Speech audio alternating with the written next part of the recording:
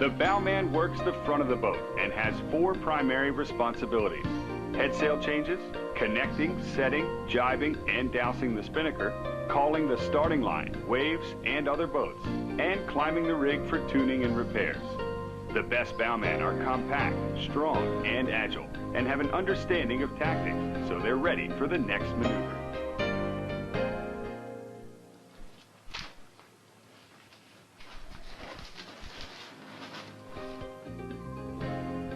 To the successful bowman, preparation is essential. Before the race, make sure the spinnakers and head sails are race-packed. Check the condition of all your gear, including the head stay feeder and groove. Make sure the spinnaker pole is rigged properly.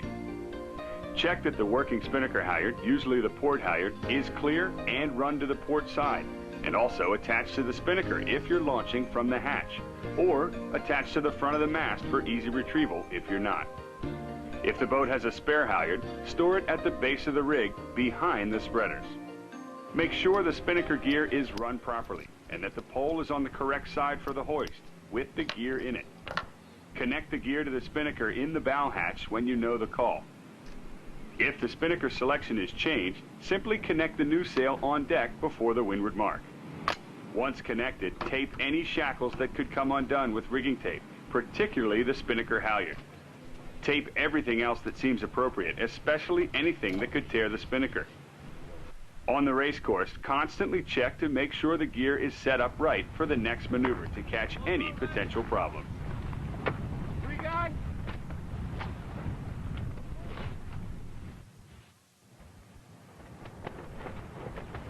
In the pre-start, the bowman is primarily responsible for watching traffic and relaying distance to the line on the final approach.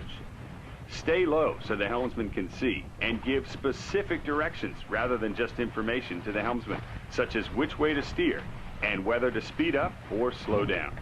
This leaves no margin for miscommunication. For example, to prevent collisions, thumbs up means there isn't an overlap with another boat, so the bow can swing clear. Thumbs down means there is an overlap. When approaching the starting line, use fingers to denote the number of boat lengths to the line, with half a finger for half a length. Waving your hand down means slow down. A closed fist means hold that position, while winding your finger means speed up. Finally, confirm these signals with the helmsman before the pre-start. Make sure to get off the bow when you're not needed for the start. If the boat's late for the start, you can leave early and head for the rail. Small chop coming. Upwind, the bowman's job is relatively easy. As the most forward person on the rail, you're in an ideal position to call the approaching waves. In the tacks, help the jib around the rig and be prepared to skirt it by pulling it over the lifelines if it hangs up. Finally, double check that everything is ready for the hoist.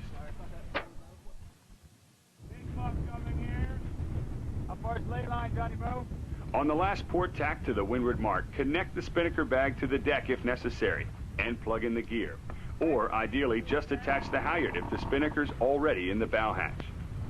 Once the boat's up to full speed on starboard tack, pull enough slack in the weather spinnaker gear and jib sheet to raise the inboard and outboard ends of the pole. Then feed the guy and the head out while keeping the sail from escaping. At the hoist, help the spinnaker out of the hatch or bag as fast as possible, and go right into taking the headsail down from the luff if you have a mastman, or from the back or middle of the sail if you do not. Fold and bag the sail with the mastman, or at least put a sail tie around the luff if you plan to move it. Smaller boats often leave the sail unfolded unless conditions call for a change. Finally, always be prepared for an immediate jibe.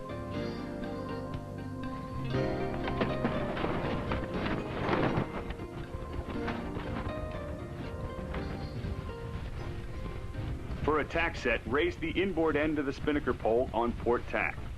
After the tack, raise the outboard end while the mastman or floater raises the spinnaker.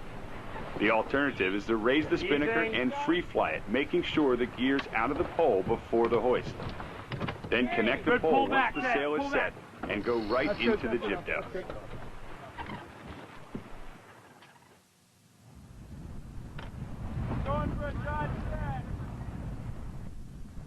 A jibe set needs to be set up well ahead of time. First, disconnect the spinnaker gear from the sail and attach the shackles together along with the halyard. Help the trimmers pull the gear to the starboard side where the sail will be set, and set up the pole on the port side. Pull starboard gear around. Then put the gear in the end of the jaw. Starboard gear. Before the hoist, it helps to lay out the tack of the sail on the foredeck, and then raise the inboard end of the pole. As the boat jibes around the mark, pull the outboard end of the pole up while the mast man or floater raises the spinnaker halyard. Help pull back on the new guy if necessary. Then take down the jib and fold it.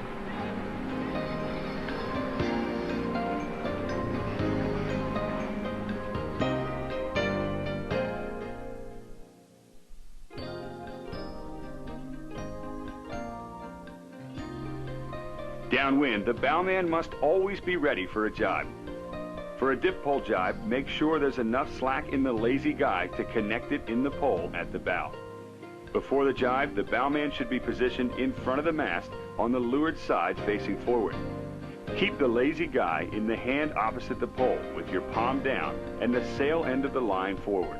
When the jibe is called, run to the bow with the lazy guy. Trim it. When the mast man swings the pole to you, place the lazy guy in the jaw of the pole, yelling "made" after the jaw closes.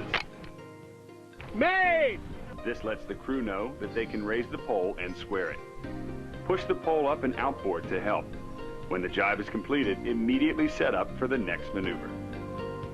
Okay, jibing.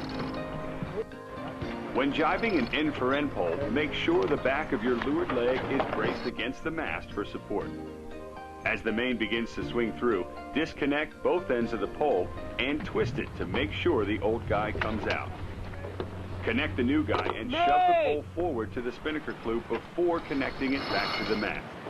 Again, call "made" when you're finished, and then set up for the next move. Thompson, lift up. Nice.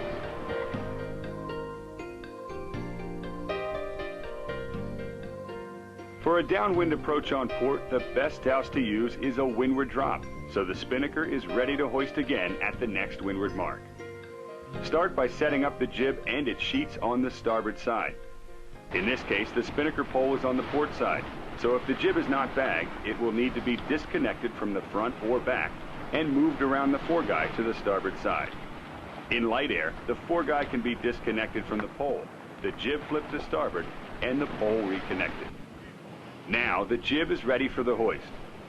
Once it's raised and the call is made to trip the pole away, quickly lower the pole and stow it on deck for the upwind leg. Make sure the jib sheets are on top of the pole and in front of the topping lift, and open the bow hatch. When the spinnaker drop is called, pull the entire foot around the headstay to the bow hatch as the sheet is released. When the halyard's released, pull the rest of the sail down and stuff it into the hatch. Be sure to stand on the windward side of the sail as it's dropped. The mastman should help with the bulk of the sail, leaving the bowman for the cleanup. With the spinnaker stowed and the hatch closed, check that the jib sheet is clear for attack. Move quickly to the rail and let the helmsman know they are clear to tack. Wait to finish any cleanup until the boat's up to full speed and the back of the boat okays it.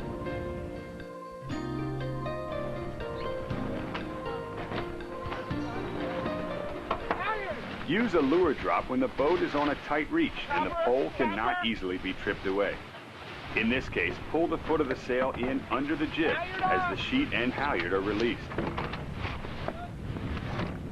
Once the sail is cleaned up, lower and stow the pole. Check that the jib sheet is clear to tack and move to the rail. When approaching the leeward mark on starboard, a jibe drop will be the call. If the jib wasn't bagged on the leg, it should already be on the port side. Once the jib is hoisted, disconnect the pole and stow it properly for the upwind leg. We're switching to a no-pole jibe. Then move to the leeward side Leeward and drop. grab the lazy guy or spinnaker sheet on Pull end-for-end down. boats. And jibing, Ted.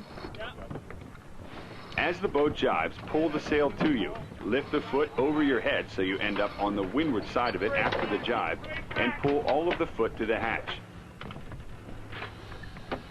One leg. And kite down.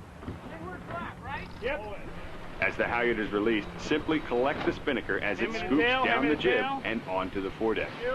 Stuff it down the hatch, check that the jib sheets are clear to tack, and hit the rail.